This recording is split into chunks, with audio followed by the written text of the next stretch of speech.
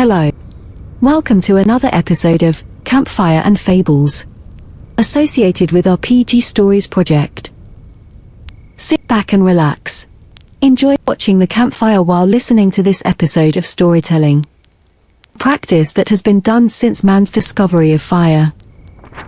We continue the imagination of such time, of fire and savagery, with another Robert E. Howard story, Black Colossus, starring the Sword and Sorcery hero, Conan the Barbarian. Published in Weird Tales magazine, June 1933.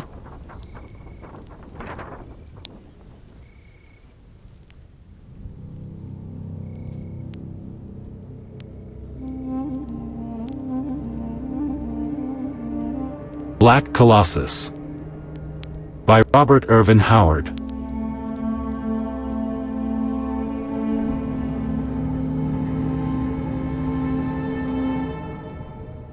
The night of power, when fate stalked through the corridors of the world like a colossus just risen from an age-old throne of granite.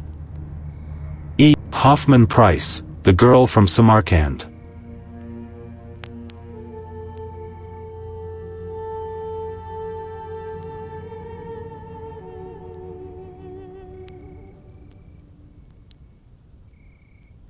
Chapter 1.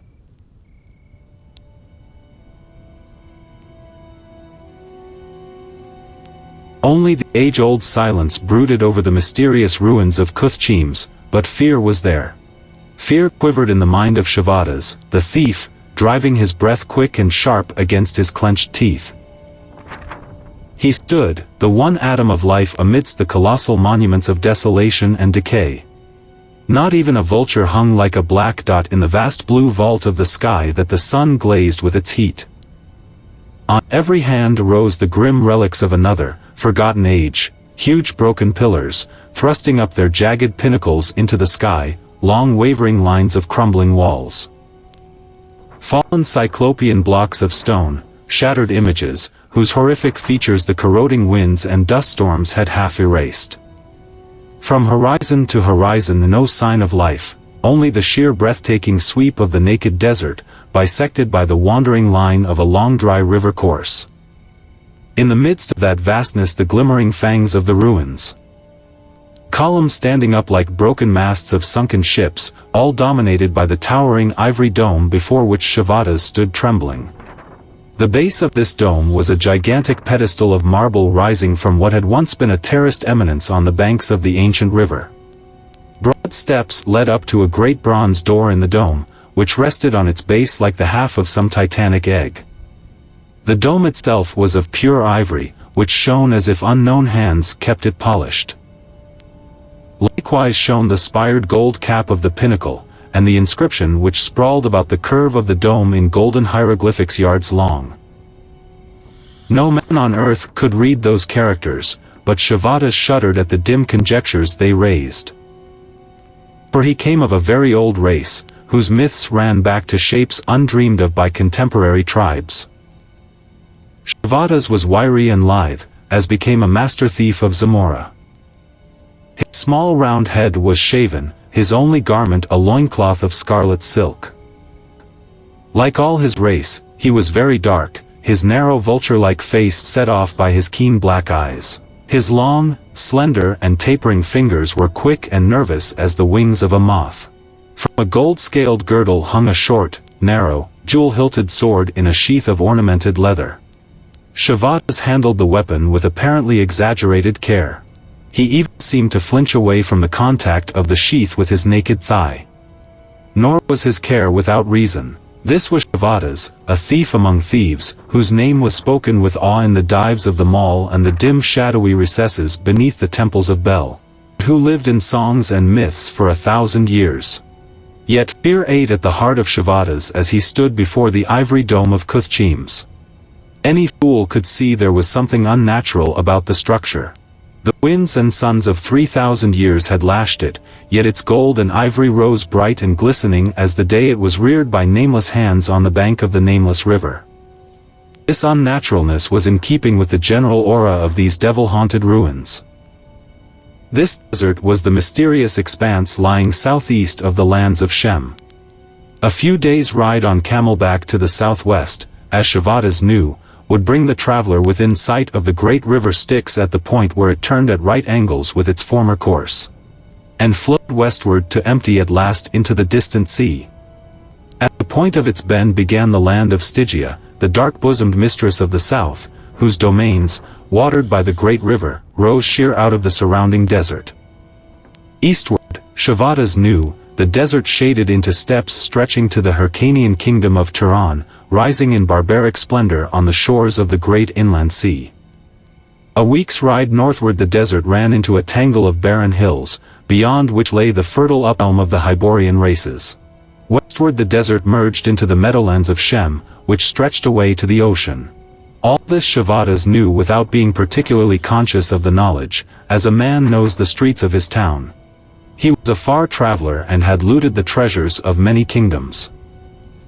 But now he hesitated and shuddered before the highest adventure and the mightiest treasure of all. In that ivory dome lay the bones of Thugra Khotan, the dark sorcerer who had reigned in Cuthchimes 3,000 years ago, when the kingdoms of Stygia stretched far northward of the great river, over the meadows of Shem, and into the uplands. Then the great drift of the Hyborians swept southward from the cradle land of their race near the northern pole. It was a titanic drift, extending over centuries and ages. But in the reign of Thugra Khotan, the last magician of Cuthchimes, gray-eyed, tawny-haired barbarians in wolfskins and scale mail had ridden from the north into the rich uplands to carve out the kingdom of Koth with their iron swords. They had stormed over Cuthchimes like a tidal wave, washing the marble towers in blood, and the northern Stygian kingdom had gone down in fire and ruin. While they were shattering the streets of his city and cutting down his archers like ripe corn, Thugra Khotan had swallowed a strange terrible poison, and his masked priests had locked him into the tomb he himself had prepared.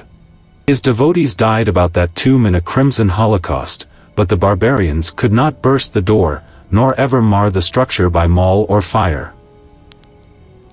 So they rode away, leaving the great city in ruins, and in his ivory-domed sepulchre great Thugra Khotan slept unmolested, while the lizards of desolation gnawed at the crumbling pillars.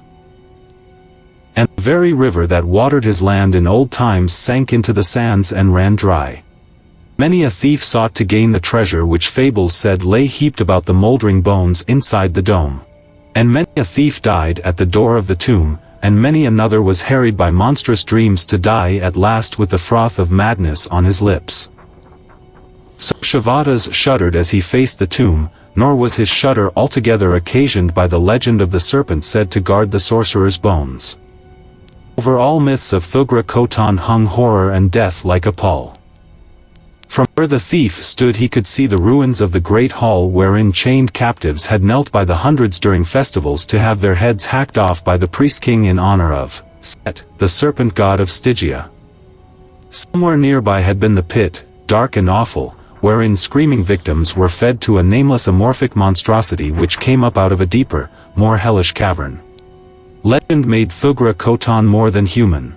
His worship yet lingered in a mongrel degraded cult, whose votaries stamped his likeness on coins to pay the way of their dead over the great river of darkness of which the Styx was but the material shadow. Shavadas had seen this likeness, on coins stolen from under the tongues of the dead, and its image was etched indelibly in his brain. But he put aside his fears and mounted to the bronze door, whose smooth surface offered no bolt or catch. Not for naught had he gained access into darksome cults, had hearkened to the grisly whispers of the votaries of Skelos under midnight trees, and read the forbidden iron-bound books of Vathalos the blind. Kneeling before the portal, he searched the sill with nimble fingers. Their sensitive tips found projections too small for the eye to detect, or for less skilled fingers to discover.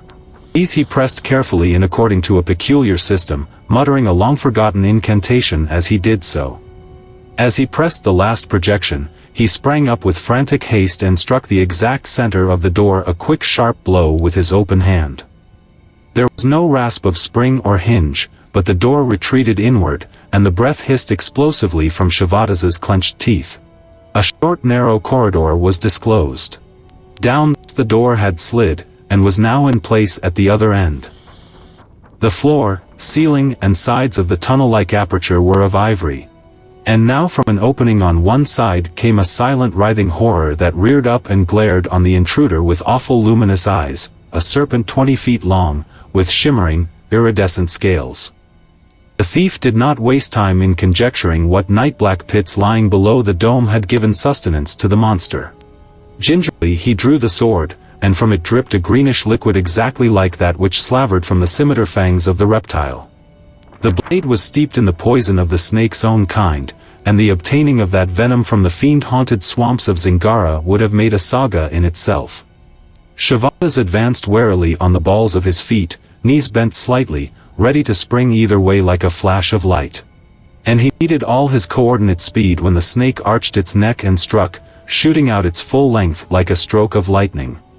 For all his quickness of nerve and eye, Shavadas had died then but for chance.